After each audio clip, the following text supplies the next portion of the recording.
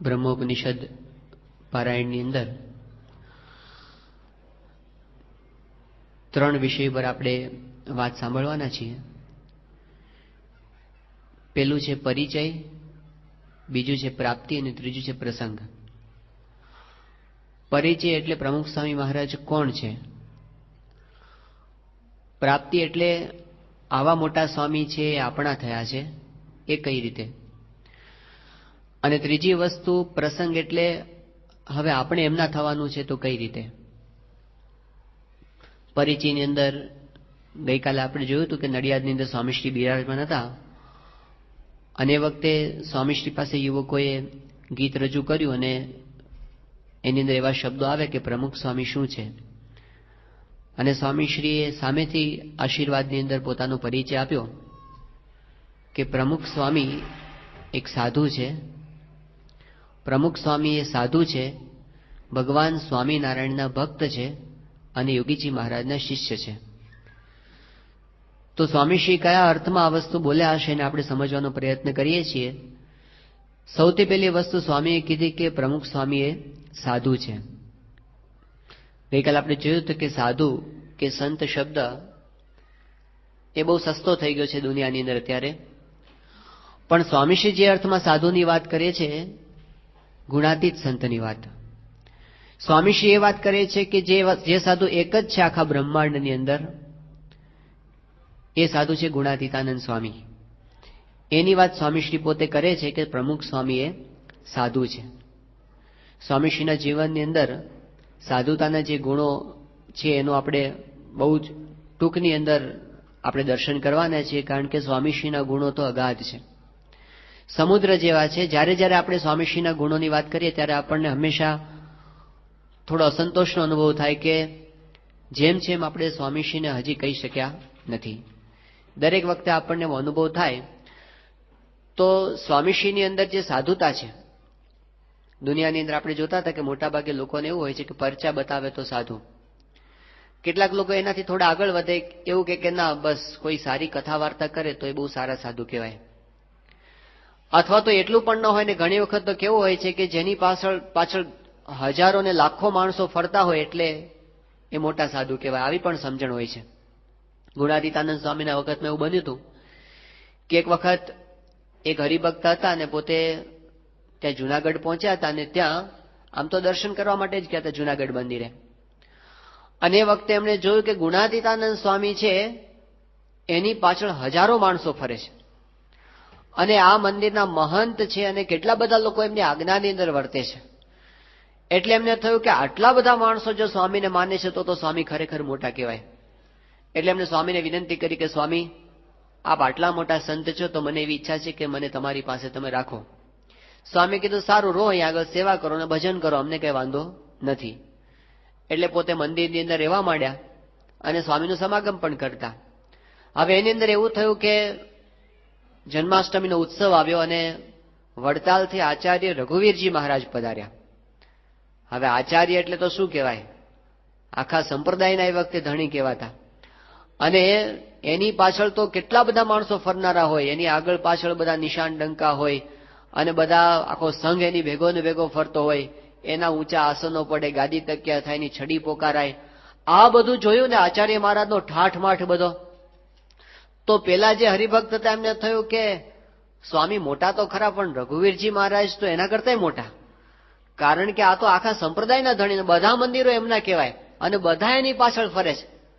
એટલે એમને રઘુવીરજી મહારાજને કીધું, જયારે પાછા ફરતા હતા ને જયારે વડતાલ, ત્યારે કીધું કે મને તમારી પાસે રાખો, કે મારે તમારી સાથે રહેવું છે. રઘુવીરજી મહારાજ કે હાલો. એટલે ગુણાતીતાનંદ સ્વામીને છોડીને લાગ્યા રઘુવીરજી મહારાજની સાથે અને ત્યાં રહેવા માટે વડતાલની અંદર.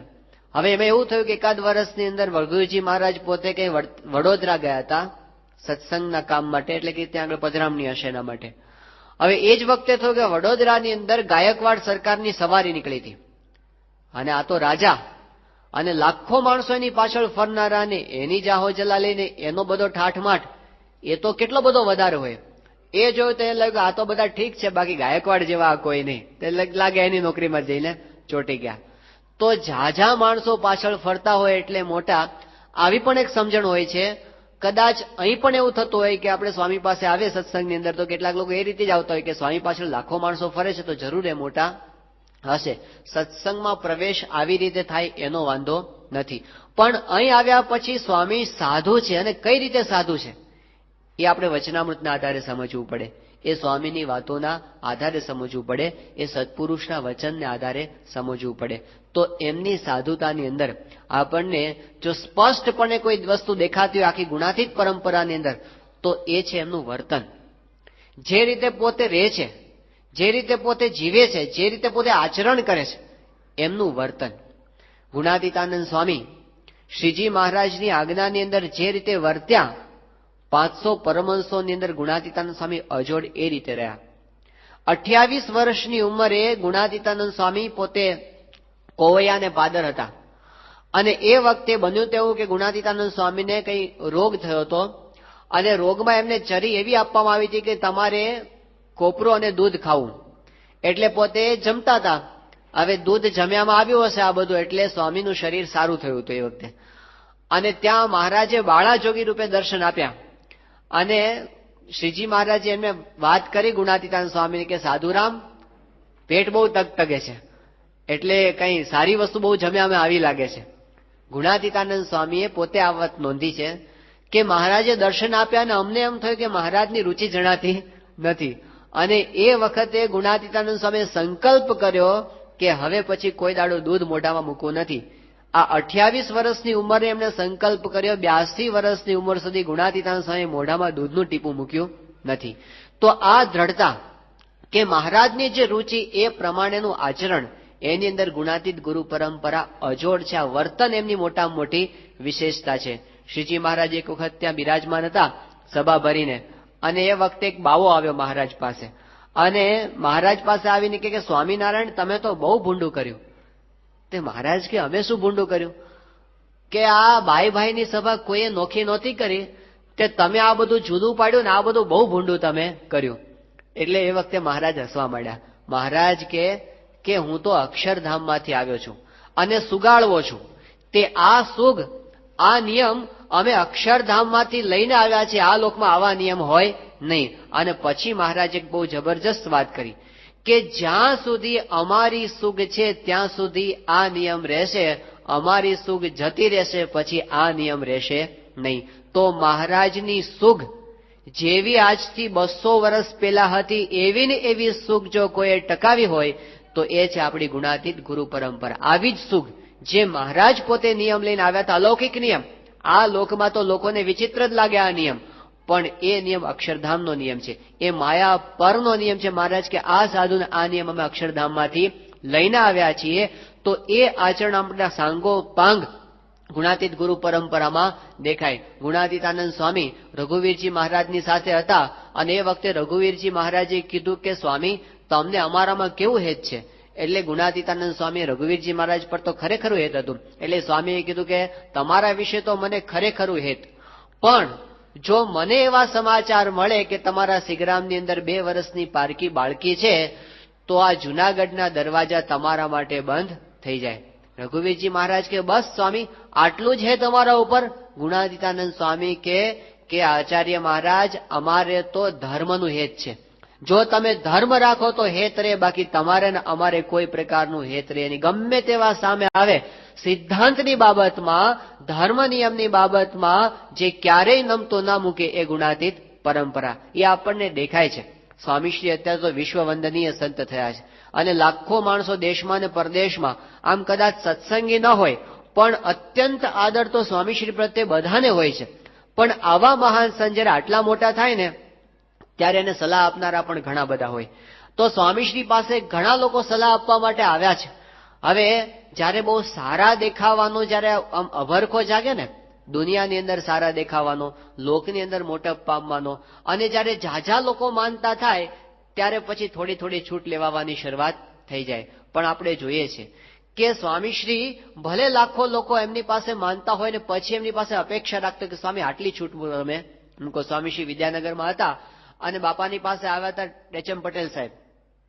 એચ.એમ. પટેલ એ એક વખતના ભારતના નાણામંત્રી અને બહુ જ બુદ્ધિશાળી માણસ અને આઈસીએસ ઓફિસર થયેલા ચારુતર વિદ્યા મંડળના પ્રમુખ હતા પોતે.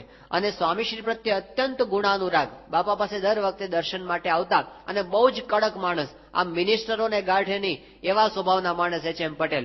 એમણે સ્વામીશ્રી પાસે આત્મીયતાપૂર્વક આ વાત કરી હતી. એમણે કીધું કે સ્વામી, તમારું કાર્ય બધું બહુ સારું છે અને વિશ્વમાં તમારું કાર્ય પ્રસિદ્ધ થાય એવું છે, એમાં કોઈ શંકા નથી. પણ એક વસ્તુ આટલી છે કે તમારો આ જે નિયમ છે ને, તમે બહેનો સાથે વાતચીત કરતા નથી ને એ બધું, એમાં જો તમે થોડી છૂટકો ને તો તમારો સત્સંગ છે ને બહુ વધી જશે.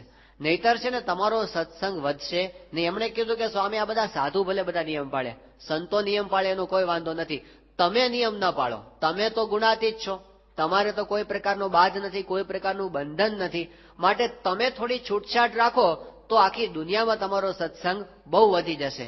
આ વાત જયારે કરી, સ્વામીશ્રી એમનું બહુ આદર રાખતા H.M. પટેલ સાહેબનો. પણ આ વાતની અંદર સ્વામીએ બહુ સ્પષ્ટપણે કીધું કે સાહેબ, આ વાતમાં તમારી બુદ્ધિ પહોંચે નહીં, આ વાતમાં તમને ખબર ન પડે. સ્વામીએ કીધું કે સાહેબ, આ તો શ્રીજી મહારાજની આજ્ઞા છે અને આ સત્સંગ વધારવો કે ઘટાડવો એ તો મહારાજના હાથની અંદર છે.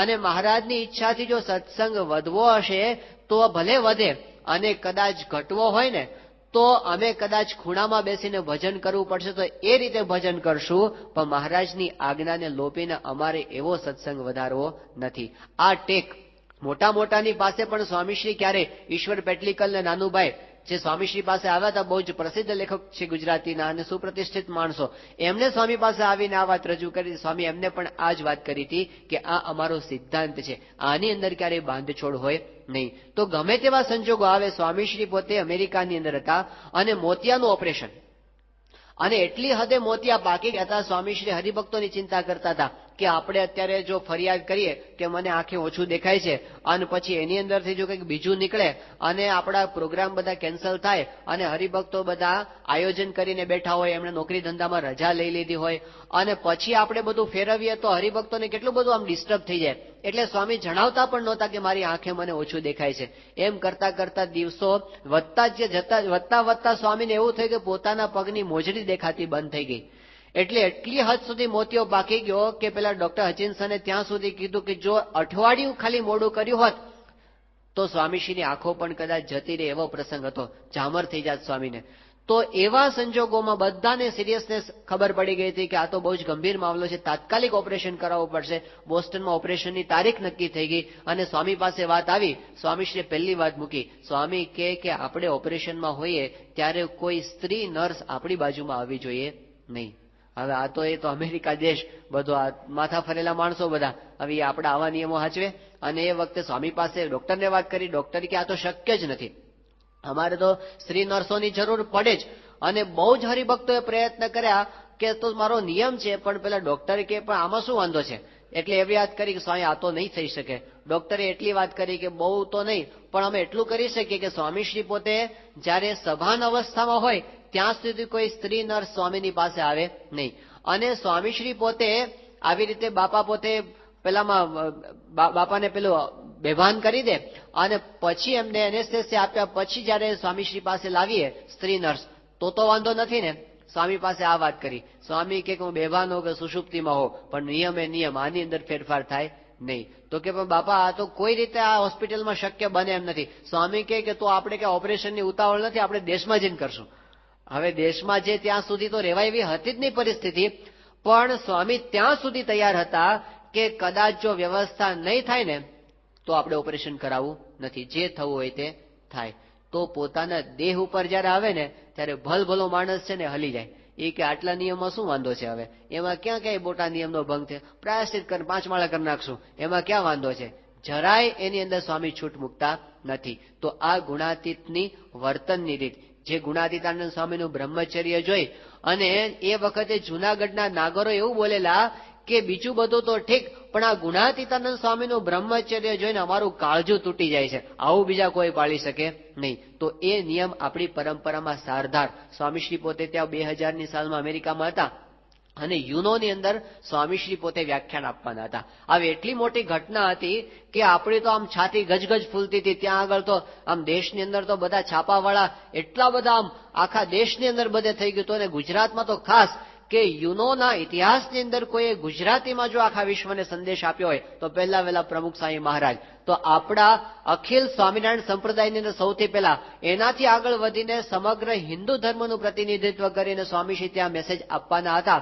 હવે આટલું મોટું સન્માન અને બધે વાહ વાહ થઈને છાપે આ બધી વાતો ચડે તો એ તો બધું બધાને બહુ ગમતું હોય છે. એટલે આપણને તો બહુ જ ઉત્સાહ હતો. પણ એ વખતે સ્વામીશ્રીએ દરેક વખતે આ વાતનો ખટકો રખાવ્યો. સ્વામી કે આપણે આ જાહેર સભામાં બધે જઈએ પણ એમાં આપણે નિયમોનું શું, એ સચવાશે કે કેમ? હવે બહુ જ મોટો પ્રશ્ન હતો, કારણ કે આ તો બધા દેશોના લોકો ભેગા થવાના અને અમેરિકાની ધરતી પર ઇક્વલ રાઇટ્સનો બધો આખો જમાનો ચાલે અને એની અંદર જે લોકો પોતે આખા આ યુનોની વિશ્વ શાંતિ પરિષદના જે ધર્મ પરિષદના મુખ્ય દાતા કહેવાય એ બધા પેલા ટેડ ટર્નર હતા કે પછી યુનોના એ વખતના પ્રેસિડેન્ટ કોફી અન્નાન, આ બધા મોટા મોટા માણસો એમની પત્ની સાથે આવ્યા હોય. હવે એ તો સ્ટેજ ઉપર જ બેસતા હોય. હવે એની પત્નીઓને ખસેડીને પાછળ મોકલવી, હવે એ લોકો માને આપણું?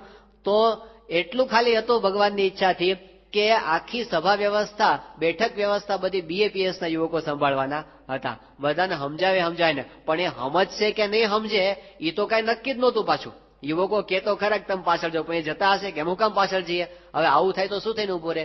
તો સ્વામીએ છેલ્લે સુધી કીધું કે જો આપણી વ્યવસ્થા ન સચવાય તો છેલ્લી ઘડી, સ્વામી કે છેલ્લી ઘડીએ પણ કાર્યક્રમ કેન્સલ કરવાનો. સ્વામીશ્રી આગલે દિવસે રાત્રે ત્યાં જે જગ્યાએ મેનહટનની અંદર જે યુનોનું બિલ્ડિંગ છે ને નજીક હોટલમાં રાત રહ્યા હતા.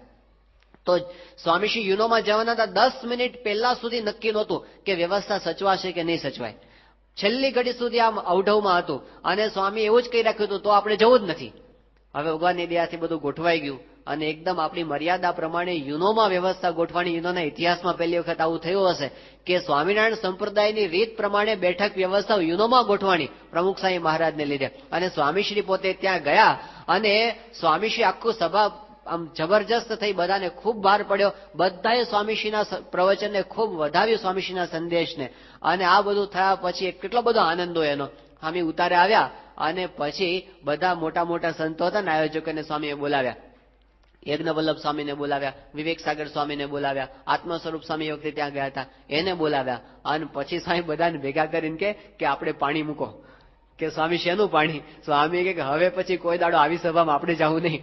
સ્વામી કહે કે આ તો મહારાજની કૃપાથી આ બધા આપણા નિયમો હચવાના, બાકી આની અંદર કઈ ઠેકાણું છે કે આ બધા માણસો ભેગા થાય આપણું સચવાય ન સચવાય? સ્વામીને જરાય સન્માનની પડી નથી કે કદાચ સન્માન નહીં થાય તો ભલે ન થાય અને કદાચ સત્સંગ એના લીધે વધવો ન હોય તો ભલે ન વધે, પણ આપણા વર્તનની અંદર, નિયમની અંદર ક્યારેય કોઈ પ્રકારની ચૂક સ્વામીશ્રી પોતે પડવા દેતા નથી. આ ગુણાતીત સાધુતાની રીત. તો ક્યારેય કોઈની મોહબતમાં લેવાય નહીં, ક્યારેય કોઈની શેહની અંદર દબાય નહીં. આમ પોતે સરળપણે વર્તે, પણ જ્યારે વર્તનની વાત આવે ત્યારે પોતે ક્યારેય પોતાની વાત છે એ મૂકતા નથી. તો આ ગુણાતીત સંતની વાત એ વર્તનની વાત છે. અને એટલે જ હરીન્દ્ર દવે છે ને 1988ની સાલમાં જ્યારે સ્વામીશ્રી પરદેશથી આવ્યા ત્યારે સ્વાગત સભાની અંદર પધારેલા. બહુ જ પ્રસિદ્ધ ગુજરાતી ભાષાના લેખક અને સ્વામીશ્રીના અત્યંત ગુણાનુરાગી. તો એમણે મુંબઈમાં સ્વામીશ્રીના સ્વાગત પ્રવચનની અંદર બહુ સરસ વાત કરી હતી. એમણે કીધું કે સ્વામી, તમે જેવી રીતે ધર્મનો ઉપદેશ આપો છો અને લોકોને સદાચારની વાત કરો છો, એવી રીતે અમે પણ આવી બધી વાતો તો લોકોને કરીએ છીએ કે આવી રીતે વર્તવું જોઈએ, આવી રીતે આપણે શું કહેવાય આચરણ રાખવું જોઈએ. પણ પ્રશ્ન એ છે કે તમારી વાતોની છે ને બધાને અસર થાય છે, પણ અમારી વાતોની કોઈને અસર થતી નથી. એવું કેમ થાય છે? આવો પ્રશ્ન એને જાહેર સભામાં પૂછ્યો. પછી સ્વામી તો કઈ બોલ્યા નહીં, એમણે પોતે જ વાત કરી. એમણે કીધું સ્વામી એનો જવાબ હું આપું. પછી એમણે કીધું કે આપણે બેંકની અંદર આપણું બેલેન્સ મૂક્યું હોય અને પછી આપણે ચેક લખીએ તો બેંકમાંથી આપણને પૈસા મળે, પણ બેંકમાં બેલેન્સ ન હોય અને પછી આપણે લાખ શિલિંગનો ચેક લખીએ તો શું થાય? બાઉન્સ થાય. એમણે વાત કરી કે સ્વામી અમારી પાસે છે ને વર્તનનું બેલેન્સ નથી અને અમે વાતો મોટી મોટી કરીએ છીએ સદાચારની, એટલે અમારા બધા ચેક છે ને બાઉન્સ થાય છે. તમારી પાસે વર્તનનું અબજો રૂપિયાનું બેલેન્સ છે એટલે તમારો ચેક ક્યારેય બાઉન્સ થતો નથી. એ છે ને આર પાર ઉતરી જાય. પહેલા વર્તે 1000 ગણું વર્તે અને પછી સ્વામીશ્રી પોતે 1 ગણી વાત આપણને કરે. બાકી આ 785 સાધુ એ બધાને વર્તાવવા અને બધાને પ્રેમના કઈ મિલિટરી કાયદો નથી. આમ 2 સાધુ આમ અમેરિકા ફરતા હોય, 2 ઓસ્ટ્રેલિયા બાજુ ફરતા હોય અને એ બધા સ્વામીશ્રીને રાજી કરવા માટે એમની ઈચ્છા પ્રમાણે આ બધું આચરણ કરીને વર્તન રાખે. મહારાજે તો આને પુરુષોત્તમ નારાયણનું અસાધારણ લક્ષણ ગણાવી દીધું છે. સાધુમાં રહી અને પુરુષોત્તમ નારાયણ આ કામ કરે કે બધાને લક્ષાવધિ મનુષ્યને નિયમમાં વર્તાવી શકે. પણ ક્યારે પોતાનું એવું ઉચ્ચ પ્રકારનું આચરણ છે.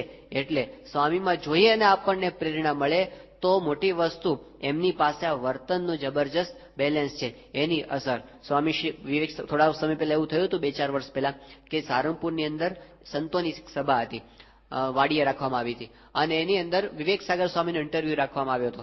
એમાં એક પ્રશ્ન એવો પૂછવામાં આવ્યો હતો કે તમે સ્વામીશ્રી સાથે છેલ્લા 30 વર્ષથી ફરો છો, આટલા વર્ષથી સ્વામી સાથે ફરો છો. સામાન્ય રીતે કેવું થાય કે આપણે ભેગા ફરતા હોય એટલે અથવા ભેગા રહેવાનું થાય તો આપણને થોડા દિવસ ભેગા રહેવાનું હોય તો આપણને બહુ ઉત્સાહથી લાભ લઈએ, પણ પછી વધારે રહેવાનું થાય તો બાપા અહીં 10 દિવસ રોકાવાના છે, પણ પછી આપણે રોજ ઉત્સાહથી લાભ લેતા હોઈએ. પણ એવું આયોજન થાય, સ્વામી કે 6 મહિના આપણે નાઇરોબીમાં જ રહેવું છે, 6 મહિના પછી કે ના આખું વર્ષ જ આપણે શતાબ્દી વર્ષ જ અહીં કરી નાખીએ, તો શું થાય? તો પછી રવિવારે આવતા થઈ જાય કે સ્વામી તો અહીં જ છે ને, પછી આપણે જઈશું. પછી આપણને એટલો ઉત્સાહ ન રહે. વિવેક સાગર સ્વામીને પ્રશ્ન એવો પૂછવામાં આવ્યો, 30 વર્ષથી તમે ભેગા ફરો છો છતાં સ્વામીશ્રીનો લાભ લેવાનો એવો જ ઉત્સાહ, દરેક વખતે એને ઘણા કામ હોય છે છતાં પણ હાજર જ હોય અને ટાઈમ ટુ ટાઈમ હાજર હોય અને પાછા કથા કરવાની અને સ્વામીનો મહિમા કહેવાનો. તો અખિલ સ્વામિનારાયણ સંપ્રદાયની અંદર છેલ્લા 200 વર્ષની અંદર કોઈએ કથા નહીં કરેલી વિવેક સાગર સ્વામીએ કરી છે. એકની એક વાત બધાને કરવાની અને સભામાંની એકલો બેઠો હોય તોય કરવાની. હવે આટલી બધી વાત કર્યા કરો છો ને છતાંય તમને ક્યારેય કંટાળો આવતો નથી, તો એનું કારણ શું છે? આવો પ્રશ્ન એમને પૂછવામાં આવ્યો ત્યારે એમણે બહુ સરસ જવાબ આપ્યો હતો. એમણે કીધું કે મને 2 વસ્તુ બરાબર સમજાઈ ગઈ છે કે એક તો શ્રીજી મહારાજ સિવાય બીજો કોઈ ભગવાન નથી અને બીજી વાત એ સમજાણી છે કે પ્રમુખ સ્વામી જેવો કોઈ સાધુ આ પૃથ્વી ઉપર, પૃથ્વીના પટ ઉપર બીજો કોઈ નથી. આ 2 વસ્તુ મને આ કોણ બોલે છે? 30 વર્ષ સુધી સતત રાત અને દિવસ ભેગા રહ્યા પછી બોલે છે. બુદ્ધિશાળી છે. બાકી કેટલાક બહાર તો લોકો કેટલાક એવું સમજતા, એક મહાત્મા એવું સમજતા હતા કે આ પ્રમુખ સ્વામીનું જે ચાલે છે ને એનું કારણ શું છે કે ડોક્ટર સ્વામીને વિવેક સાગર સ્વામીને લીધે ચાલે છે. આવા જો મારી પાસે પ્રવચન કરનારા હોય ને, મારો મહિમા કહેનારા, તો મારું પણ ચાલે. આવું લોકોને મનમાં હોય છે, પણ એને ખબર નથી કે ડોક્ટર સ્વામી કે વિવેક સાગર સ્વામીને પ્રમુખ સ્વામી મહારાજનો મહિમા કહેવાનો જે અંદરથી ફોર્સ આવે છે એ ક્યાંથી આવે છે એ એને ખબર નથી. તો રાત દિવસ ભેગા રહ્યા પછી બાકી શિવજીના ગુણ કોણ જાણે? પોઠિયો ભેગા રહેતા હોય ને એને મહિમા ન હોય. યોગી શતાબ્દી મહોત્સવની અંદર એક મહાત્મા આવ્યા હતા, બહુ જ મોટા મહાત્મા છે, ભારતમાં બહુ મોટી પોસ્ટ છે એની સાધુ સમાજની અંદર, પણ પ્રવચનકાર જોરદાર છે, દેશ વિદેશમાં બધે વિચરણ કરે. એ આવ્યા, તેમની સાથે એમનો એક શિષ્ય હતો. હવે એમને ઉતારે આપણે રાખ્યા હતા, એટલે ઉતારેથી એમને લેવા માટે જવાનું હતું. આપણે એક યુવક હતા, એ પોતે એમને બોલાવવા માટે ગયા કે ચાલો આપણે સભાનો ટાઈમ થઈ ગયો છે એટલે હવે આપણે આવો. એટલે એ પોતે તૈયાર થતા હતા. હવે એ વખતે એમને કંઈક બિચારાને દવાની જરૂર હતી કે પાણીની જરૂર હતી. એમના શિષ્યને કેટલી બધી બૂમો પાડે પણ પેલો શિષ્ય એમની જટા ઓળવામાંથી નવરો થાય નહીં. એ કે આવું છું. પછી આપણા યુવકે એમની સેવા કરી અને એમને પાણી આપ્યું, પછી એમને લઈ આવ્યા. એક સેવક મહિમાથી સેવા કરનારો ભેગા રહેનારો હોય ને ન હોય. હા, મોટા મોટા મહામંડલેશ્વરનો પ્રશ્ન આ છે કે એમની ભેગા કોઈ સાધુ રહેતા હોય અને એમાં આવા દિવ્ય ભાવથી એમની સાથે રહીને સેવા કરતા હોય, એક સાધુ એમની પાસે હોતો નથી. કારણ કે ભેગા રહ્યા પછી બધાને ખબર હોય એમનું આચરણ અને પછી એમનો મહિમા રહે નહીં. જ્યારે અહીં આગળ આપણને દેખાય છે કે જેમ જેમ ભેગા રહેતા જઈએ ને એમ આપણને સ્વામીમાં વધારે ને વધારે ગુણોનું દર્શન થતું જાય, એમનું વધારે ને વધારે પ્યોરિટી છે એનો આપણને ખબર પડતી જાય. તો આ છે એમની પ્યોરિટી, એમનું આચરણ. સ્થૂળ દેહે કરીને પોતે એવા નિયમો પાળે છે, એમને તો કાંઈ જ જરૂર નથી, બધાથી પર છે, છતાં પણ પોતે આ રીતે વર્તીને બતાવે છે. એ છે એમની સાધુતા. એનાથી આગળ વધીને આ તો આપણને બહારથી દેખાય એવી વસ્તુ છે, પણ એના કરતા મોટી વસ્તુ છે સ્વામીશ્રીની માટે કે પ્રથમના 67મા વચનામાં મહારાજે સત્પુરુષનો એક બહુ જ મોટો ગુણ કીધો છે કે એને આ લોકના સુખની અંદર તો પ્રીતિ જ નથી. આ લોકના સુખની અંદર પ્રીતિ નથી. આ એક વાક્યની અંદર દુનિયાની 6 અબજની વસ્તીથી સ્વામી જુદા પડી જાય. આ લોકના સુખમાં પ્રીતિ ન હોવી, એના ઇન્દ્રિયો, એના અંતઃકરણ અખંડ ભગવાનની અંદર જોડાયેલા રહે, એ બહુ જ મોટી વસ્તુ છે. તો એ જેમ જેમ આપણે એમની સાથે ભેગા રહેતા જઈએ ને એમ દર્શન થતું જાય કે એમને કેટલું બધું મહારાજે અંત્યના 26ના વચનામૃતમાં ભગવાનની પેઠે સેવા કરવા યોગ્ય સંતનું એક મોટું લક્ષણ આ બતાવ્યું છે કે એમના ઇન્દ્રિયો અને અંતઃકરણ એમના વશની અંદર હોય. ઇન્દ્રિયો, અંતઃકરણ આદિક જે માયાના ગુણ, તેની જે ક્રિયા તેને પોતે દાબીને વર્તે, પણ એની ક્રિયાએ કરીને પોતે ક્યારેય દબાય નહીં. તો એની ક્રિયાથી પોતે ન દબાવું અને અખંડ એને દાબીને વર્તું, આ સત્પુરુષ પોતે કરી શકે, બાકી બીજા કોઈ એ વસ્તુ કરી શકે નહીં. તો કેટલું બધું એમને જીવનની અંદર આપણને આ ઇન્દ્રિયોનો નિગ્રહ દેખાય છે. સામાન્ય રીતે કેવું હોય છે કે કેટલાક લોકોને આમ જ આઈસ મંડળ હોય છે સત્સંગ માટે, એને માટે એવો શબ્દ વાપરવામાં છે, ઓછી ખબર પડતી હોય, જેને ખબર જ ઓછી પડતી હોય. પણ સ્વામીનું કેવું છે કે બહુ જ ચપળ છે, એ પોતે એટલા બધા શાર્પ છે આ ઉંમરે પણ ચંચળતા નથી એમની ઇન્દ્રિયોમાં. આ વસ્તુ બહુ વિલક્ષણ છે. એક નજરની અંદર બધું પામી. જો વર્ષો પહેલા સ્વામીશ્રી આફ્રિકાના વિચરણમાં હતા અને એ વખતે એક વખત સ્વામીશ્રી સંતો પગ દબાવતા હતા અને ત્યારે વાતમાંથી વાત નીકળી ત્યારે સ્વામી સહેજે એવું બોલી ગયા હતા કે શાસ્ત્રીજી મહારાજની કૃપાથી લાખ માણસનો સમય હોય અને એનું બધું આયોજન 6 મહિનાથી ચાલતું હોય અને અમને અગાઉથી કોઈ જ રિપોર્ટ કરીને માહિતી આપવામાં ન આવી હોય અને એ ઉત્સવ શરૂ થવાના 1 કલાક પહેલા જો હું એ ઉત્સવના સ્થળ ઉપર જાઉં અને એક નજર હું ફેરવું તો મને એટલી ખબર પડી જાય કે ક્યાં કેટલી વ્યવસ્થા છે અને ક્યાં કેટલી અવ્યવસ્થા છે, ક્યાં કેટલો ખોટો ખર્ચ કરવામાં આવ્યો છે અને ક્યાં કેટલી ખોટી કરકસર કરવામાં આવી છે. સ્વામી કે એક નજરની અંદર મને ખબર પડી જાય. આ સ્વામી પોતે બોલ્યા હતા. તો એમની નજર બહુ જ ચપળ છે, એ બધું જ જાણી જાય છે અને છતાં પણ એમની ઇન્દ્રિયોની અંદર ચંચળતા નથી. આ બહુ જ વિશિષ્ટ વસ્તુ છે. એક નજરમાં બધું પામી જવું. કેટલા બધા પ્રસંગોની અંદર આપણને દેખાય. સ્વામી શ્રી 1997 ની અંદર બોટાદ પધારેલા, ત્યાં 2 દિવસ માટે સ્વામી રોકાવાના હતા. હવે સ્વામીશ્રી તો સીધા જ સ્વાગત સભામાં સ્ટેજ ઉપર પધાર્યા અને ત્યાં આગળ બધું સરસ કાર્યક્રમ થયો, બાળકોનું નૃત્ય થયું, પ્રવચનો થયા, સ્વામીના આશીર્વાદ, અને પછી સ્વામી ફરીને આમ મંદિરનું કોમ્પ્લેક્સ હતું ને, સ્વામીને એ વખતે બતાવતા હતા યોગમુનિ સ્વામી, ત્યાંના સ્થાનિક સંત છે, કે આવી રીતે આવું કન્સ્ટ્રક્શન આટલું થયું છે ને આ બધું થાય છે ને આ બાકી છે. તો એમાં સ્વામીએ મંદિરની ઉપર જે શિખર હતું ને શિખરની આગળ એક કાંગરા કરવામાં આવ્યા હતા. હવે એમાં લગભગ 2 ફૂટ જેટલી જગ્યા એવી હતી છેલ્લે સાવ છેડે કે એટલા ભાગમાં કાંગરા નહોતા. સ્વામીશ્રીની આજુબાજુ તો કેટલો હલ્લો હોય ને કેટલું ટોળે, ફટાફટ બધી વાત ચાલતી હોય અને એમાં ફરતા ફરતા સ્વામીની નજર ત્યાં પડી ને, સ્વામી કીધું પેલા કાંગરા કેમ આટલા બાકી રહી ગયા છે, એટલી નજરમાં આવી ગયું સ્વામીનું. એટલે પછી યોગમુનિ સ્વામી કીધું કે સ્વામી એ તો આપણે પેલું શિખરમાં કઈ સફાઈ કરવી હોય તો નિસરણી મૂકવા માટે એટલી જગ્યા આપણે ખાલી રાખી છે કે ત્યાંથી ઉપર, કે તો બરાબર છે, પણ આ પણ એમની નજરની બહાર રહી જતું નથી. 1995 ની અંદર સ્વામીશ્રી પોતે ત્યાં અમૃત મહોત્સવનો આટલો બધો ઉત્સવ કરીને તરત ખાનદેશમાં પધાર્યા હતા અને એ વખતે વરખેડાની અંદર મૂર્તિ પ્રતિષ્ઠા હતી. તો બાપા ત્યાં પધાર્યા 96 જાન્યુઆરીની અંદર અને એ વખતે બાપા પ્રતિષ્ઠા પહેલા સ્વામીનો નિયમ છે કે બધું નવું કન્સ્ટ્રક્શન એ બધું જોઈ લે, એટલે મંદિરની અંદર સ્વામીને બધું બતાવ્યું હરિભક્તોએ. પેલા નીચે જોઈ લે, પછી સ્વામી કે આપણે ઉપર જઈએ અને ઉપર જઈને શિખરની પાછળનો ભાગ હતો ત્યાં સ્વામીશ્રી નાની અગાસી જેવું હતું ત્યાં ગયા અને એમાં સ્વામીએ માર્ક કર્યો. સ્વામી કે શિખરની પાછળના આટલા ભાગની અંદર કલર કરવાનું કેમ બાકી રહી, અરે પ્લાસ્ટર કરવાનું કેમ બાકી રહી ગયું છે?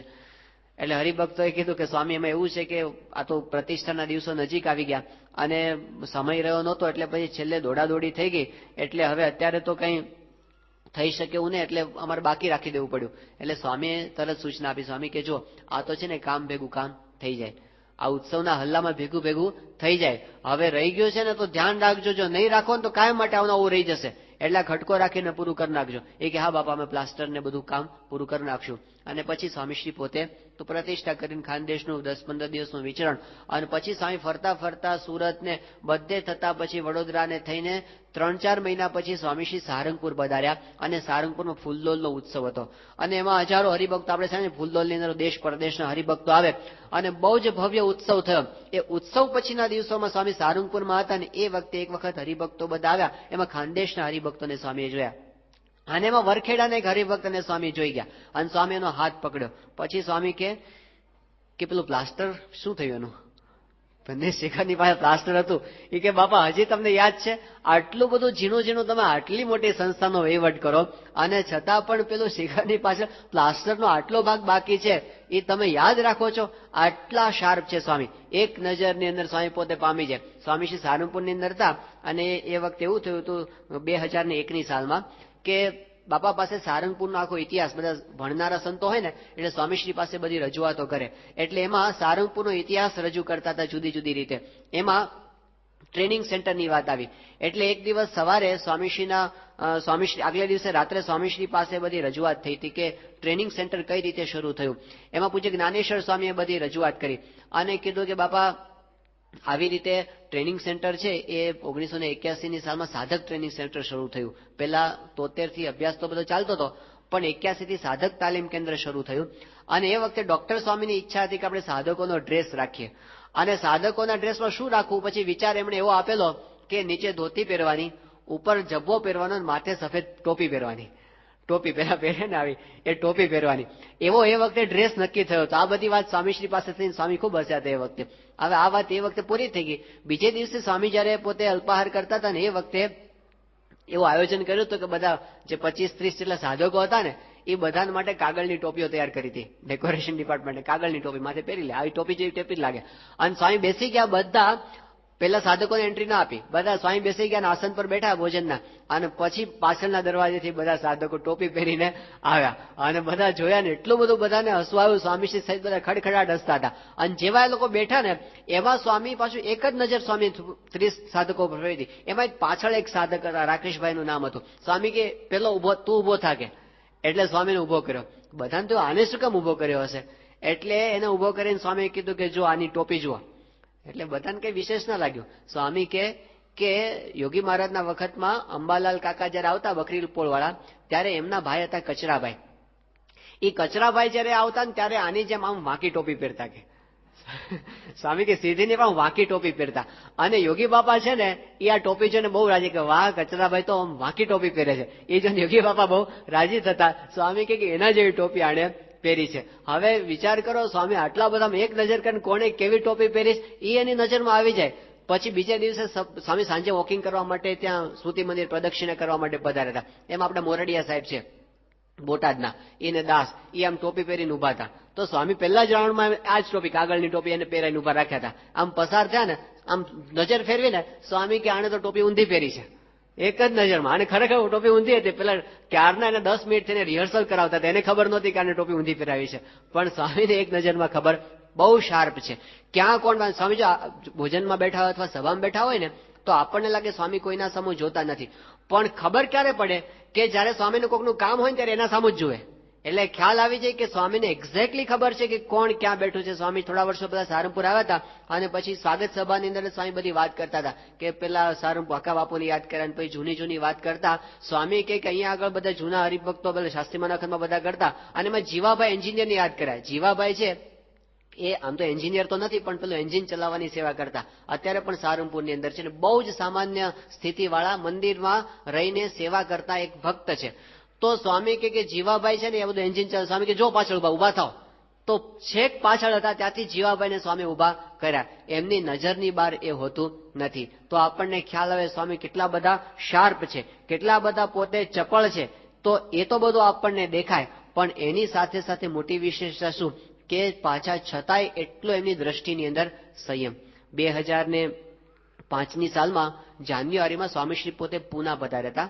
અને એ વખતે અજમેરા ત્યાંના આપણે મુખ્ય હરિભક્ત છે એમને ઘેર બાપાનો ઉતારો હતો અને બાપા પોતે ભોજન ગ્રહણ કરતા હતા. હવે સામાન્ય રીતે કેવું હોય છે કે સ્વામીશ્રી પોતે ભોજન માટે બેઠા હોય તો આમ હોલ મોટો હોય, પણ એ હોલ એટલો બધો મોટો નહોતો, એને ઘર હતું પોતે, એટલે આમ મધ્યમ કક્ષાનો હોલ હતો. અને હોલની પાછળ ગેલેરી જેવું હતું. અને એ ગેલેરીની અંદર બહેનો ઉભા રહીને દર્શન કરતા હતા. સ્વામીશ્રી ભોજન કરતા હોય દરમિયાન એના પરિવારના બધા બહેનો. તો સ્વામી તો ખ્યાલ તો આવી જ જાય કોણ ક્યાં ઉભું છે, બાપાને ખ્યાલમાં હોય. તો આપણને ખબર છે કે સ્વામી સવારે ઉકાળો લે છે ત્યારે પેલું દવા લેવાની હોય છે, અને સ્વામીશ્રીને ગોળી લેવાની હોય ને ત્યારે શું છે કે ગોળી લેતી વખતે સ્વામીને બહુ જ અઘરું પડે છે. એમાં સેજ મોટી ગોળી હોય તો ખાસ. એટલે સ્વામી પોતે આમ ઉપર જુએ, આમ ગળું ઉપર લઈ જાય અને પછી કેટલી વારે સ્વામી એક ગોળી ગળી શકે છે. તો સ્વામીને પહેલેથી ગોળી ગળવાનું સ્વામીશ્રીને જરા કઠણ પડે છે. 1998ની સાલમાં સ્વામીશ્રી ત્યાં બાયપાસ સર્જરી બાપાને કરાવી હતી, વેસ્ટ સ્ટેશનમાં આરામ કરતા હતા. અને એ વખતે એવું થયું ને કે સ્વામીશ્રી પાસે એક ગોળી લાવ્યા, લેવાની ડોક્ટરે કીધું, બહુ મોટી ગોળી હતી. તો સ્વામી તો ગોળી જોઈ જ રહ્યા. સ્વામી કે આ તો નહીં ગળી શકાય. એટલે એકની 2 ગોળી કરી, પછી કે 2 આપી, પણ સ્વામી કે આ નહીં ચાલે 2. પછી 2 ની 4 કરી, 4 ની 8 કરી, 8 કરીને પછી સ્વામી હાથમાં 8 ગોળી જોઈને આમ બેસી રહ્યા. પછી સામે સંતો ઉભા હતા ને, સ્વામી કે સંતો ધૂન કરો, આ ગોળી ઉતરી જાય. સિરિયસલી બોલતા હતા, ગંભીરતાથી. સ્વામી કે ધૂન કરો, આ ગોળી ઉતરી જાય. અને પછી સંતોએ ખરેખર ધૂન ચાલુ કરી. સ્વામી એક ગોળી ગળતા જાય, સંતો ધૂન બોલતા જાય. 8 ગોળી પૂરી થઈ ને ત્યારે સ્વામીને હાશ છે. સ્વામી કે સહજાનંદ સ્વામી મહારાજની માંડ 8 ગોળી પૂરી કરી સ્વામીએ. હવે ગોળી ગળવાનું સ્વામીને આટલું કઠણ પડે છે એટલે સ્વામી આમ સીધું તો ગળિત, આમ ઊંચું ડોક કરીને સ્વામી ગોળી ગળવા માટે પ્રયત્ન કરતા હોય છે. હવે આમાં શું હતું કે બાપા પોતે ત્યાં ગોળી આપી સ્વામીને, અને જો સ્વામી આમ ઊંચી નજર કરે ને તો સીધું સામે ગેલેરી હતી અને એમાં બહેનો ઉભા હતા. હવે સ્વામીને ખ્યાલ હતો પાછો, તો સ્વામીએ બહુ જ પ્રયત્નપૂર્વક, જે સ્વામીને 6-7 ગોળીઓ લેવાની હોય છે, બહુ જ પ્રયત્નપૂર્વક સ્વામી આમ ડોક ઊંચી કર્યા વિના સ્વામી એક ગોળી ગ્રહણ કરી. આ કઈ કક્ષાનો સંયમ કહેવાય કહો? એટલી ચપળતા છે એમની દ્રષ્ટિમાં, અને છતાં પણ કેટલો બધો સંયમ કે એમની નજર એમની ઈચ્છા બહાર ક્યાંય જઈ શકે નહીં. તો આ આપણને સ્વામીશ્રીની અંદર દેખાય છે. સ્વામીશ્રી રાજકોટની અંદર હતા અને એ વખતે ત્યાં એક પ્રદર્શન જોવા માટે લઈ ગયા હતા, અને એમાં બધા સ્વામીશ્રીને બધું બતાવતા હતા. ત્યાંના જે વ્યવસ્થાપક હતા એમાં ગાંધીજીનું આખું જીવન ને બધું હતું, અને એમાં આવ્યો કે સ્વામી કસ્તુરબાનો ફોટો છે. સ્વામી તો આ તો એક જ સેકન્ડમાં, હજી કીધું નથી ત્યાં તો સ્વામીશ્રી નીચી દ્રષ્ટિ કરીને ત્યાંથી નીકળી ગયા. આ આપણને દેખાય છે. હમણાં સ્વામીશ્રી અહીં આવતા પહેલા 2 દિવસ પહેલા ગાંધીનગરની અંદર હતા, અને એ વખતે આપણી સંસ્થા દ્વારા વ્યસન મુક્તિની એક વિડીયો કેસેટ પ્રકાશિત કરવામાં આવી છે. એક યુવકે બધી તૈયાર કરી છે.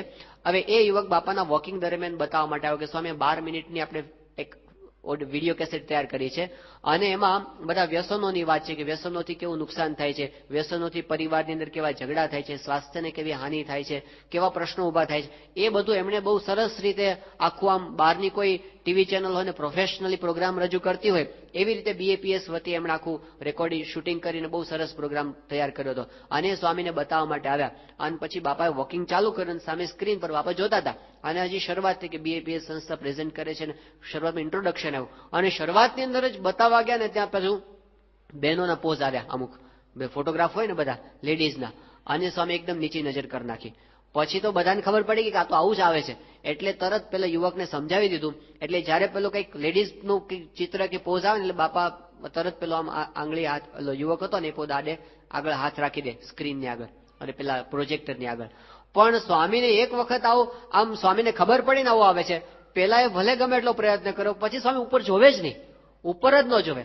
2 વોકિંગની વચ્ચે સ્વામી 5 મિનિટ સુધી પેલું ખુરશીમાં બેસી રહે છે, તો પેલો સમજાવતો હોય, ઇન્ટ્રોડક્શન ચાલતું હોય, સ્ક્રીન ઉપર બધું બતાવતા હોય.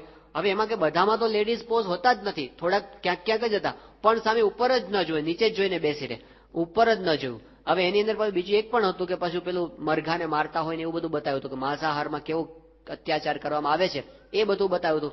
પણ સ્વામીને એની પણ એટલી બધી ચિત્રી, સ્વામી ઉપર જોયું જ નહીં કાંઈ. સાવ છેલ્લે પછી પીડી સ્વામી કીધું બાપા તો ગુણવંત શાહનો ઇન્ટરવ્યુ છે, તમે જુઓ. એટલે પછી સ્વામીએ ધીમે રહીને પાછું ઉપર જોયું, ત્યાં સુધી જોયું નહીં. તો એમને પોતાને કેટલો બધો, જે મહારાજનો નિયમ છે, આટલા નાના નિયમને પાળવાનો ખટકો તો એ એમના વર્તનની અંદર આપણને દેખાય છે.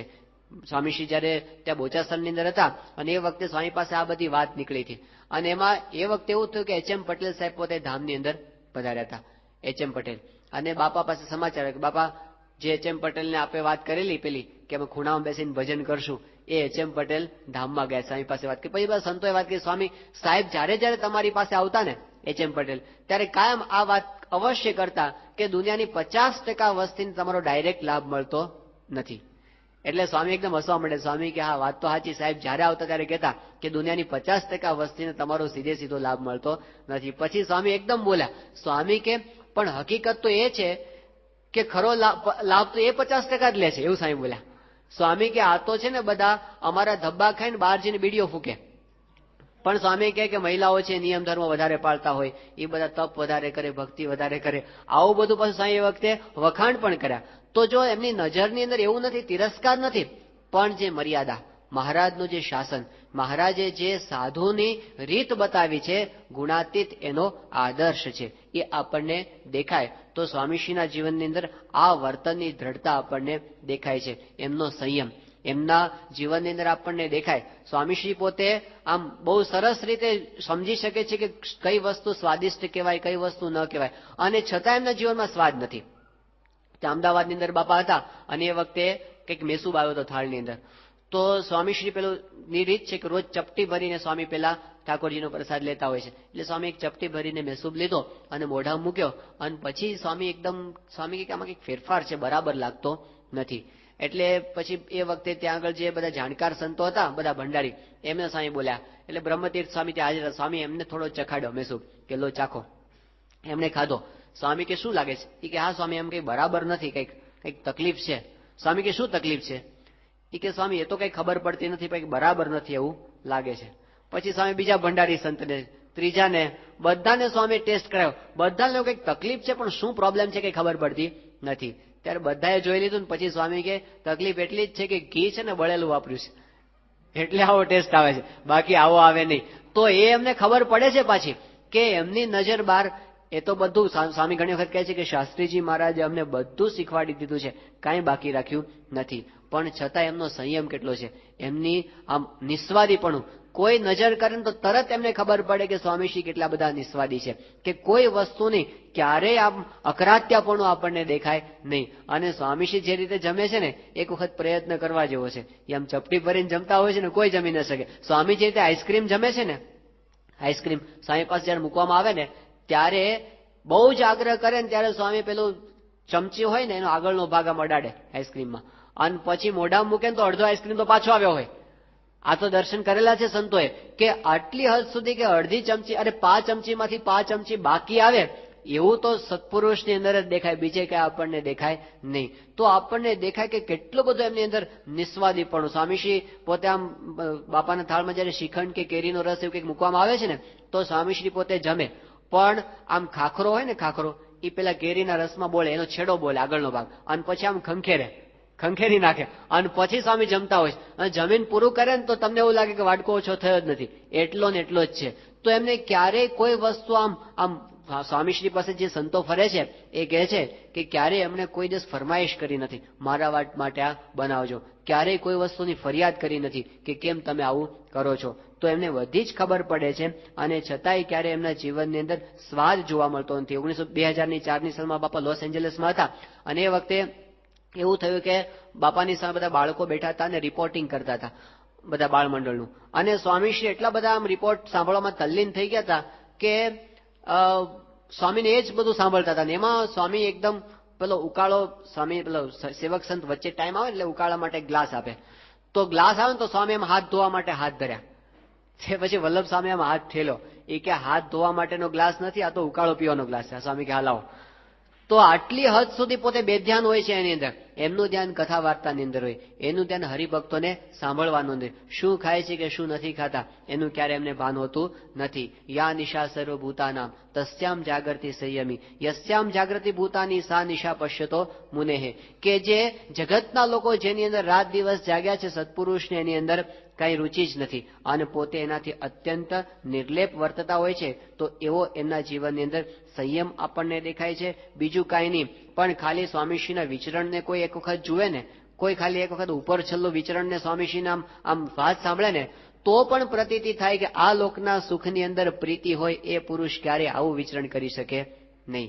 ક્યારેય પોતાના શરીરનો એમને વિચાર કર્યો નથી, ક્યારેય નહીં.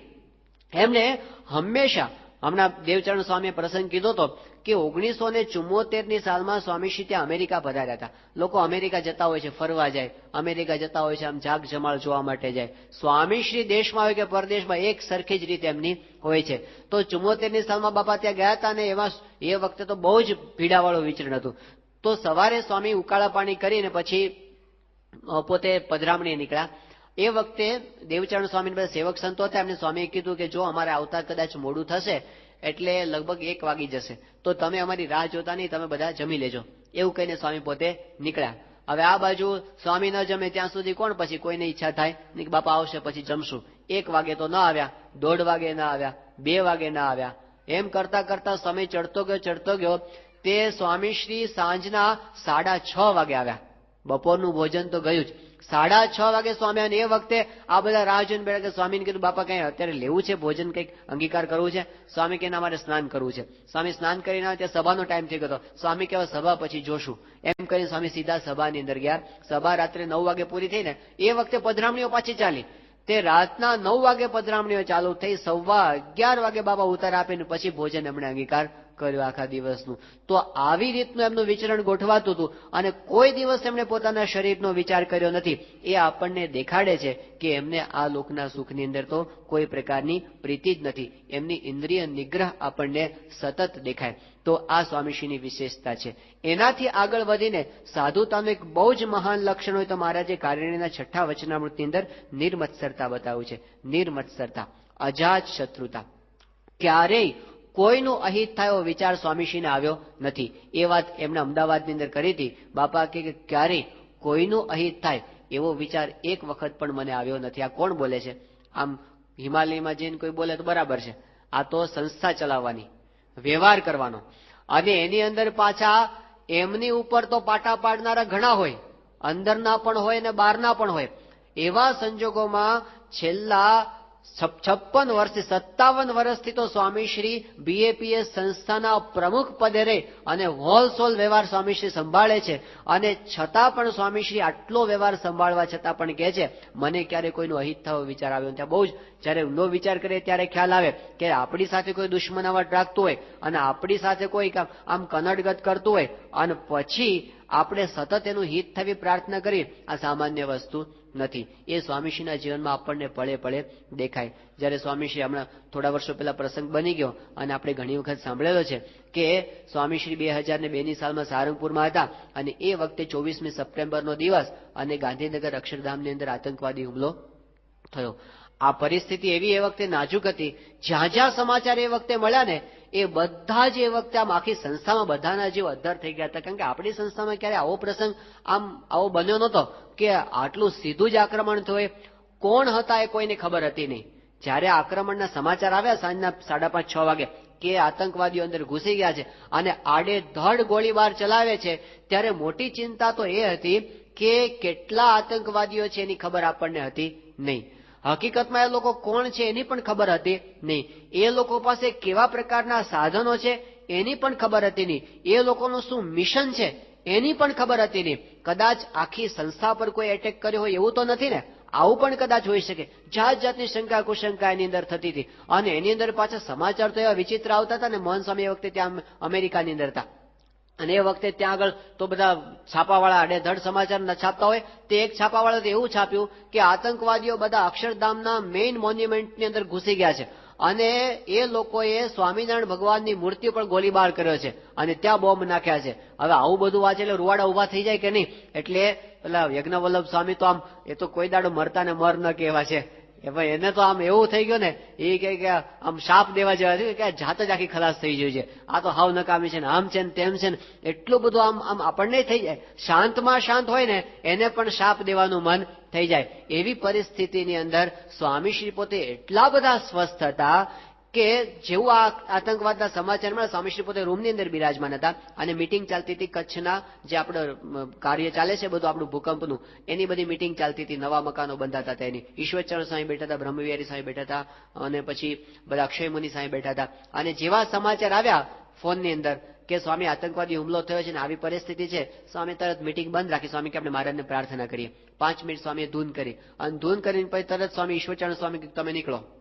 એને મોકલી દીધા સ્વામીએ ત્યાં ગાંધીનગર અને તરત સ્વામી કે હવે નેક્સ્ટ મિટિંગ, તરત બીજી મિટિંગ, ત્રીજી મિટિંગ. તો સ્વામી તો પોતાના કાર્યની અંદર છેક સુધી વ્યસ્ત રહે. હરિભક્તોને પણ મુલાકાત આપી. બધું જ આપણે જીવ બધાને એવા આધાર છે કે આ બીજું કોઈ કામ કરી શકીએ નહીં. પણ સ્વામીશ્રી બહુ સ્વસ્થ હતા અને એ વખતે જ્યારે સ્વામીશ્રી દિલ્હી ગાંધીનગર અક્ષરધામમાં પધાર્યા જ્યારે અઠવાડિયા પછી અને સ્વામીશ્રીને બધું બતાવવામાં આવ્યું કે સ્વામી કઈ જગ્યાથી આતંકવાદીઓ પ્રવેશ કર્યો હતો, એ લોકો કયા રૂટ ઉપરથી પસાર થયા, કેવી રીતે આ મેઇન મોન્યુમેન્ટ સુધી જવા પ્રયત્ન કર્યો, ત્યાંથી હોલ નંબર 1માં કેવી રીતે ગયા અને હોલ નંબર 1માં કેવી રીતે આડેધડ ગોળીબાર કરી અને એમણે ઘણા બધાને મારી નાખ્યા અને ત્યાંથી આતંકવાદીઓ કઈ જગ્યાએ ચડ્યા હતા એ અગાસી બતાવી અને ત્યાંથી પછી તે પ્રેમવતીની દિશામાં ત્યાં આગળ વધીને પછી એ લોકો કેવી રીતે હોલ નંબર 3ની પાછળથી ક્યાં કૂદ્યા, આખી રાત ક્યાં સંતાણ હતા, એમ કરતા કરતા છેલ્લે સ્વામીને બતાવ્યું કે સ્વામી ફરતા ફરતા કીધું કે અહીં આગળ આ ઝાડ છે ને, આ બે આતંકવાદીઓને સવારે 6:30 વાગે પેલા જે કમાન્ડોઝ હતા અહીં એ લોકોને મારી નાખ્યા, એવું સ્વામીને બતાવ્યું. એટલે સ્વામી સીધા ત્યાં ગયા, જે જગ્યા ઉપર એ લોકો મરી ગયા હતા ને ત્યાં એ જગ્યા ઉપર. સ્વામીએ કીધું પુષ્પો લાવો. સ્વામી પુષ્પ મંગાવ્યા. સ્વામી કે પાણી લાવો. સ્વામીએ ત્યાં પુષ્પ છાંટ્યા, પાણી છાંટ્યું, અને સ્વામીએ સંકલ્પ શું કર્યો કે આ બે આત્માઓ છે ને એની સદગતિ થાય એ મહારાજને આપણે પ્રાર્થના કરીએ. આવું થાય? આપણને થાય કે એવા નરકની અંદર જાય ને કે કોઈ દાડો બહાર નીકળે નહીં. પણ સ્વામી એનું પણ અહિત ઈચ્છી શકતા નથી. આ કઈ કક્ષાની વાત કહેવાય? એમનું હૃદય કેટલું નિર્મળ છે એના દર્શન આપણને આવા પ્રસંગે થાય.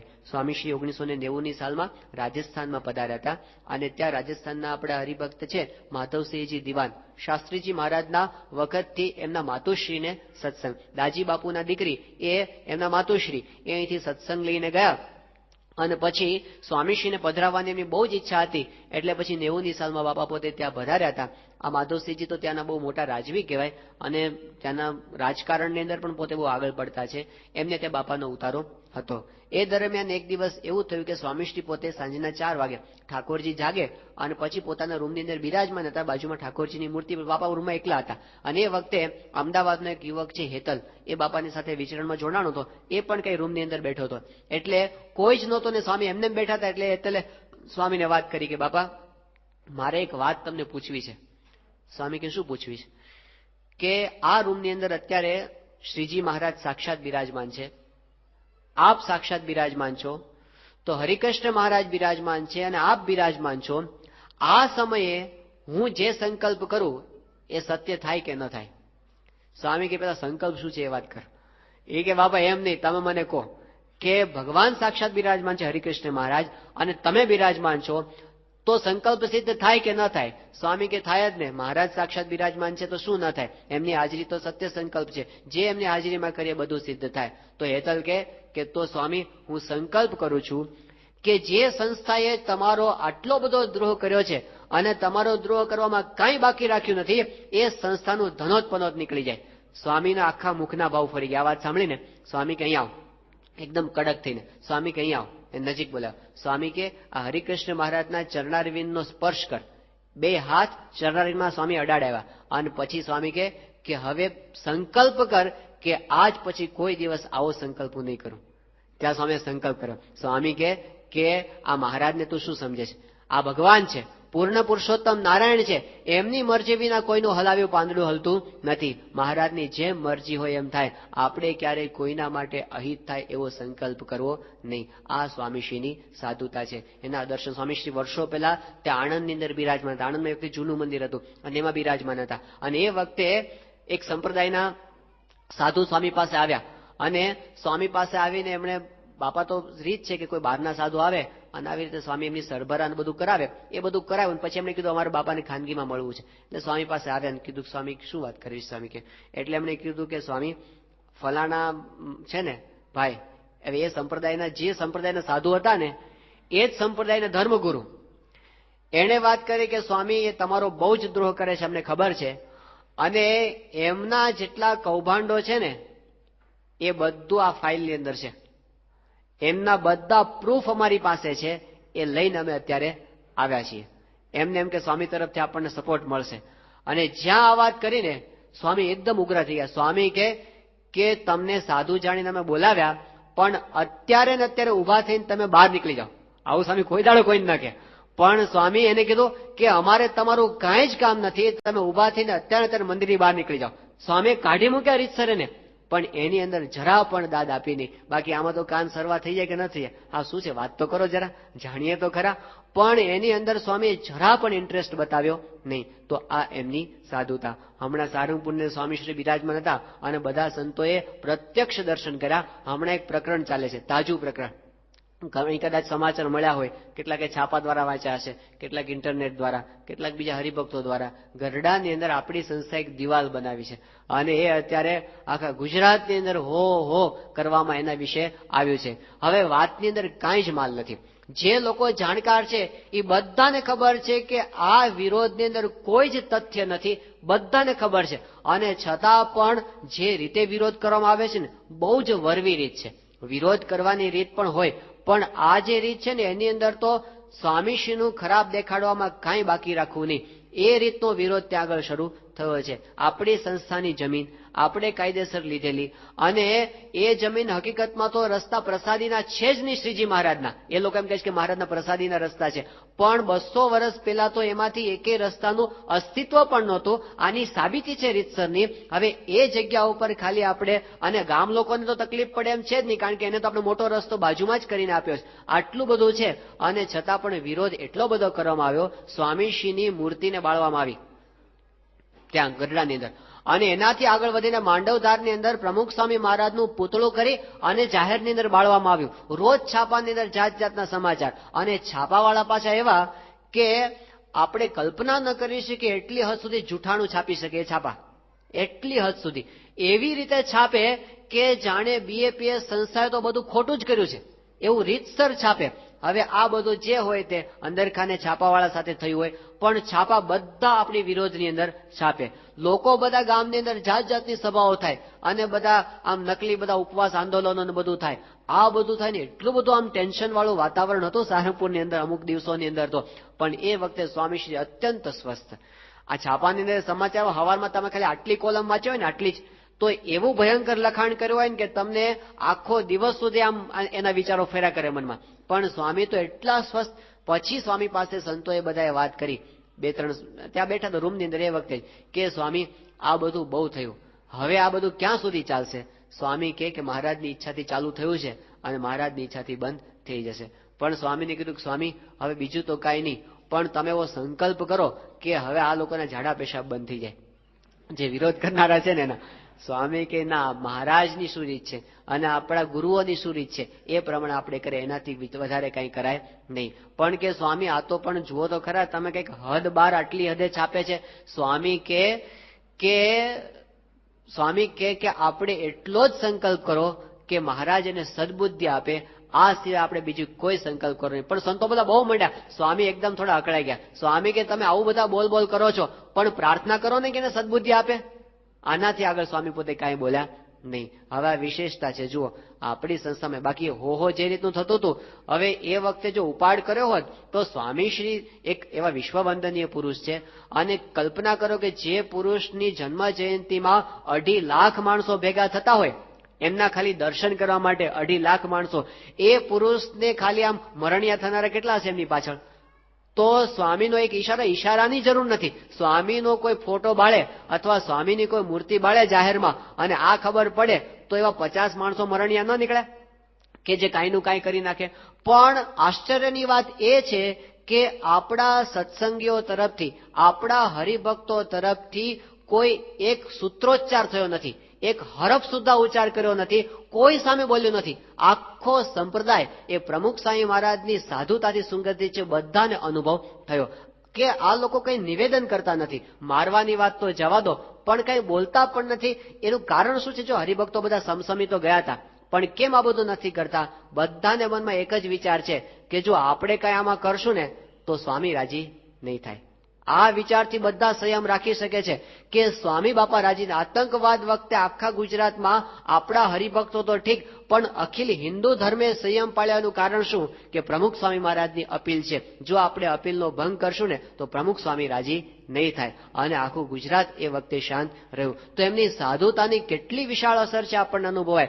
ત્યાં રામાયણની અંદર એક પ્રસંગ આવે છે કે જયારે ભરત અને શત્રુઘ્ન એ તો પોતે મામાને ત્યાં ગયા હતા, અને પાછળથી કૈકેયીએ બધો પ્રસંગ ઉભો કર્યો અને દશરથ પાસે 2 વરદાન માંગ્યા અને રામચંદ્રજીને વનની અંદર મોકલી દેવામાં આવ્યા, અને દશરથનું પણ અવસાન થઈ ગયું. ત્યાર પછી બંને ભાઈઓનો અયોધ્યાની અંદર પ્રવેશ થયો, અને અયોધ્યામાં પ્રવેશ કર્યા પછી એમને સમાચાર મળ્યા કે દશરથનું તો અવસાન થયું છે, અને અમારા પિતાના મૃત્યુની અંદર અને અમારા ભાઈ રામને વનની અંદર મોકલવાની અંદર જો મોટું કારણ હોય તો આ કૈકેયી, અને કૈકેયીને પણ ચડાવવામાં જો મોટું કોઈ કારણભૂત હોય તો એ છે મંથરા. આ સમાચાર એ લોકોને મળી ગયા, એટલે 2 ભાઈ એટલા બધા ગુસ્સે થયા હતા, અને એ બરાબર એ લોકો મહેલમાં પ્રવેશ કર્યો, અને જ્યાં કૈકેયીના મહેલ તરફ જતા હતા ત્યાં રસ્તાની અંદર પેલી મંથરા ઉભી હતી. મંથરાને એ વખતે કૈકેયીએ બધા આમ શણગારો આપ્યા હતા ભેટની અંદર, એટલે બધા 16 શણગારો સજીને ઉભી હતી. એનું વર્ણન કર્યું છે રામાયણની અંદર. રજ્જુ બધા ઈવ વાનરી, એ કેવી લાગતી હતી તો જાણે દોરડાઓથી વાંદરી બાંધી હોય ને એના જેવી લાગતી હતી. એ જોયું પેલા અને એને જોઈ અને શત્રુઘ્નને એટલો બધો ગુસ્સો ચડ્યો, એને તરત તલવાર ખેંચી કે અત્યારે તારું માથું ઉડાડી દઉં કે મારા ભાઈ રામને વનની અંદર મોકલવામાં જો સૌથી મોટી કારણભૂત હોય તો આ સ્ત્રી છે. અને જ્યાં મારવા માટે તૈયાર થયો, ભરતે એનો હાથ પકડ્યો. એને શત્રુઘ્ને કીધું કે શત્રુઘ્ન, તને જેટલો આ મંથરા ઉપર ક્રોધ છે ને એના કરતા 10 ગણો ક્રોધ મને મંથરા ઉપર છે. પણ અત્યારે આપણે સંયમ એટલા માટે રાખવાનો છે, હું એટલા માટે આ મંથરાને કઈ નથી કરતો કે જો મંથરા ઉપર આપણે કોઈ પગલું લેશું તો રામ રાજી નહીં થાય. બસ આટલા માટે આપણે સંયમ રાખવાનો છે. તો રામ વિશે એમના મનમાં કેટલો પ્રતીતિ હશે કે જો બીજાને આપણે આટલું પણ દુઃખ દેશું રામ નિમિત્તે, રામ પોતે રાજી નહીં થાય. આ 10 લાખ હરિભક્તોએ જે સંયમ જાળવ્યો, સ્વામીશ્રીની સાધુતા, કે જો આપણે કાંઈ પણ કરશું તો સ્વામી રાજી નહીં થાય. અને બધા રાખી શકે છે તો આજની હદ સુધી બધા લોકોને એનો અનુભવ થયો. તો મોટા મોટી વસ્તુ એ છે કે એમની અજાત શત્રુતા. કેટલા બધા એમને વિશે લેખો લખાણા છે, કેટલાય છાપાઓએ આડેધડ છાપ્યું છે. સ્વામીશ્રી માટે તો આખી દિવાલો ભરી અને તીર્થ સ્થાનોની અંદર બધું એમની વિરોધ લખવામાં આવ્યું છે. એમના વિશે કેટલી બધી પત્રિકાઓ વેચવામાં આવી છે. CFI જ્યારે અમેરિકાનું ચાલુ CFI એ આપણા જ મહોત્સવની અંદર પત્રિકાઓ વેચાતી હતી. અને એની તો ભયંકર શબ્દો બધા કે આવી રીતે આમ બ્રહ્મ રાક્ષસ છે ને એવા બધા શબ્દો સ્વામીશ્રી માટે વાપરવાના, અને એ કરનારા સ્વામીશ્રીને જવાબ દઈ શકે એમ છે, એ લોકો પર પગલા લઈ શકે એમ પણ છે. પણ સ્વામીએ બધા સંતોને એ વખતે શાંત રાખ્યા કે આનો આપણે કોઈ જવાબ આપવાનો નથી, આના પર કોઈ પગલા લેવાના નથી. તો આવા જે નિર્મત્સર સંત છે એ ભાગવત ધર્મના અધિકારી છે. એમના હૃદયની અંદર સદાય સર્વનું હિત થાય એવી એમની ભાવના છે. તો એ ગુણાતીત પરંપરાની બહુ જ મોટી વિશેષતા. પ્રમુખ સ્વામી મહારાજ એ સાધુ છે, તો સાધુના કપડાને એમણે પોતે શોભાવે. બીજા તો ભગવા કપડાથી શોભતા હોય, પણ ભગવા કપડાની ખરેખરી શોભા એ સ્વામી બાપા પોતે છે. એના દર્શન આપણને થાય છે. તો જેમ આપણે બધા ગૌરવ લેતા હોઈએ છીએ ને કે દુનિયાનો ટોપ લેવલનો ક્રિકેટર એ અમારા દેશનો છે, એનું આપણે ગૌરવ લેતા હોઈએ છીએ. દુનિયાનો ટોપ લેવલનો ફિલ્મનો એક્ટર હોય એ આપણા દેશનો હોય ને તોય આપણે ગૌરવ લેતા હોઈએ કે આ એક્ટર છે ને એ અમારા દેશનો છે. બોલો ગિનેસ બુકમાં નામ આવે ને કે સૌથી લાંબી મૂછ વાળો પેલો શ્રીધર ચિલ્લાલ એ અમારા દેશનો છે, એનું પણ આપણે ગૌરવ લેતા હોઈએ છીએ. તો દુનિયાના ટોપ ક્રિકેટર કે ટોપ એક્ટર એનું આપણે ગૌરવ લેતા હોય તો દુનિયાનો ટોપ સાધુ એ આપણી પાસે છે, એનું ગૌરવ આપણને થયા વિના રહે નહીં. અને એનો જે આનંદ આવે તો સ્વામીશ્રી આપણને પોતાના સ્વરૂપની અંદર એક વસ્તુ આ સમજાવી, પ્રમુખ સ્વામી એ સાધુ છે, એમના વિશેષ ગુણોનું ગાન છે એ આપણે ક્રમશઃ સાંભળીશું. શ્રી સ્વામિનારાયણ ભગવાનની જય.